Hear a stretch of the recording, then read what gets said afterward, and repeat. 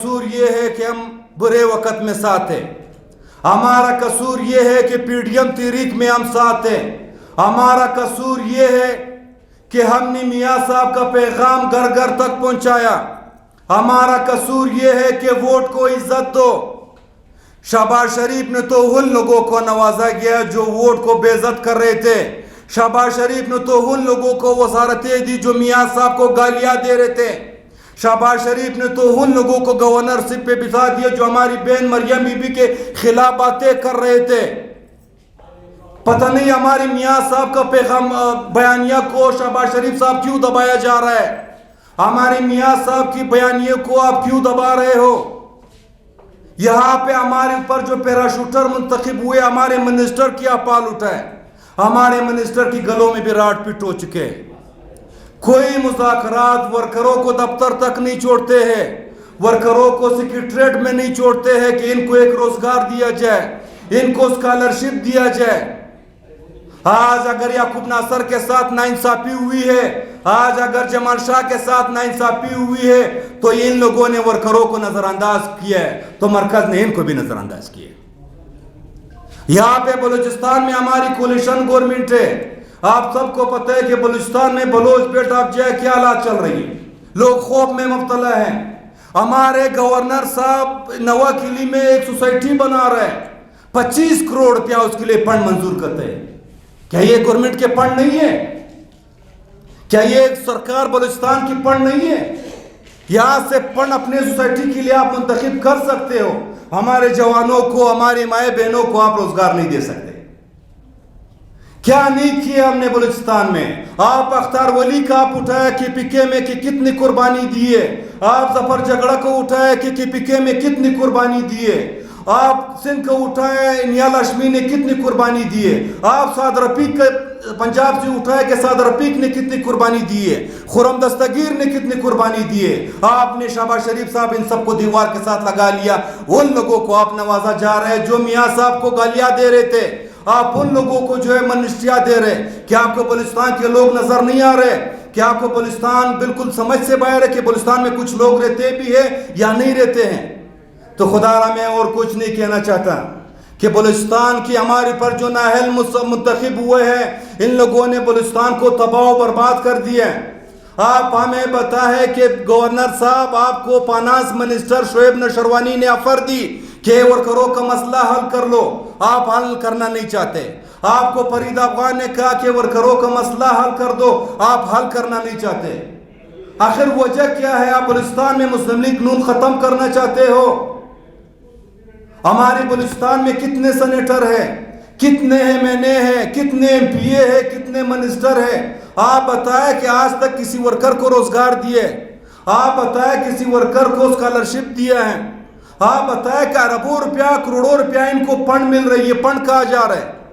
मैं तो नेब से भी अपील करता हूँ कि आप क्यों खामोश है कि बलूचिस्तान के फंड इतने लवारिस है कि जो भी कहें, ये बलूचिस्तान ये कबायली इलाका है, या हमें हकूक से महरूम कर दिया गया है। आज बदबख्ती से अगर हमारी गवर्नमेंट बनी है तो मियाँ साहब को भी मैं समझता हूँ कि मियाँ साहब को भी एरगमाल बनाए, मियाँ साहब को भी अपने बयानी के लिए नहीं छोड़ रहे। ये तो सारे शहबाज शरीफ का टोला बैठा हुआ है। यहाँ पे गवर्नर हमारे लिए बैठा हुआ है, मुसीबतें बना रहे हैं। यहाँ पे MNAs ने हमारे लिए मुसीबतें बनाई है। यहाँ पे मिनिस्टरों ने, सेनेटरों ने हमारे लिए मुसीबतें बनाई है। आखिर हम वर्कर कहा जाए। मगर मैं एक ऐलान करता हूँ कि इंशाअल्लाह ताला अगर अल्लाह ने चाहा मैं ईद के 10वें दिन अपने कमेटी से, अपने दोस्तों से, अपनी सीनियर साथियों से मशवरा करके मैं लॉन्ग मार्च निकालूंगा। जैसे जॉब से निकाल करके मैं डेरा इस्माइल खान पे अख्तर वली, जफर जगड़ा, ये लोग हमारे इस्तिकबाल करेंगे। कराची से नियाल हाशमी से मैं रब्ते में हूँ, कराची से मैं उनको निकालूंगा। पंजाब से जो हमारी टीम है, पंजाब में जो PTI D चौक पे धरना दे सकते हैं, क्या मुस्लिम लीग नून अपने हकूक के लिए धरना नहीं दे सकते? क्या मुस्लिम लीग नून गवर्नर हाउस के सामने नहीं बैठ सकते? क्या मुस्लिम लीग नून के वर्कर जो है असेंबली के सामने नहीं बैठ सकते? आखिर हम कब तक किन के दरवाजा खटखटाए? यहाँ पे तो हमारे सीनियर जो लीडरशिप है उनको भी कमाल बनाए। मैं इंशाल्लाह अगर अल्लाह ने चाहा, मेरे साथी सलीम जब्बार साहब भी बात कर लेगा, मैं इंशाल्लाह ताला ये रोज़ा पर सुकून देना चाहता हूँ, इबादत करना चाहता हूँ। उसके बाद मैं अपने टीम के साथ लॉन्ग मार्च का ऐलान करता हूँ। میں یہاں پہ لوگ دھرنے پہ بھی بٹھاؤں گا, میں لانگ مارچ بھی کروں گا, میں نہیں چھوڑوں گا. ہم میاں صاحب کے سپاہی ہے, ہم میاں صاحب کے ورکر ہے. جیسے بارڈروں پہ ہمارے فوجی کھڑے ہوتے ہیں, بارڈروں کی حفاظت کرتے, یہاں پہ چاروں صوبے میں انشاءاللہ تعالی ہم جو ہے اپنے قائد میاں نواز شریف کی پارٹی کی حفاظت کریں گے, ہم ان کی حفاظت کریں گے. اور کے پی کے سے ہمارے یوتھ کے ساگر ادریس ساگر جو ہے ان کو بھی میں نے بتایا کہ وہاں سے وہ نکلے گا, اختیار ولی نکلے گا, کراچی سے سارے ٹیم نکال کر کے انشاءاللہ ہم اپنے جو ہے علامت طے کریں گے. سلیم صاحب بات کر لیں. بسم اللہ الرحمن الرحیم. تمام صحافی حضرات السلام علیکم. آج جیسے چیئرمین جہانگیر فاروقی صاحب نے آپ کو بتایا, وہ تمام حالات جو مسلم لیگ کی ورکروں کے ساتھ جو کام ہو رہا ہے وہ سب کچھ آج آپ کے سامنے رکھ دیا. دراصل میں بات یہ ہے کہ کافی عرصے سے ہم اس پارٹی سے وابستہ ہیں. آپ تمام لوگوں کو پتہ ہے کہ مشرف کے دور میں نعرے مارنے والے, احتجاج کرنے والے, لوگوں میں اپنی پارٹی کا پرچم بلند کرنے والے ہم ہی چند لوگ تھے. لیکن آج ہمیں اس طرح دیوار سے لگا دیا گیا ہے کہ ہم بالکل ہماری بات کوئی سننے کو تیار نہیں.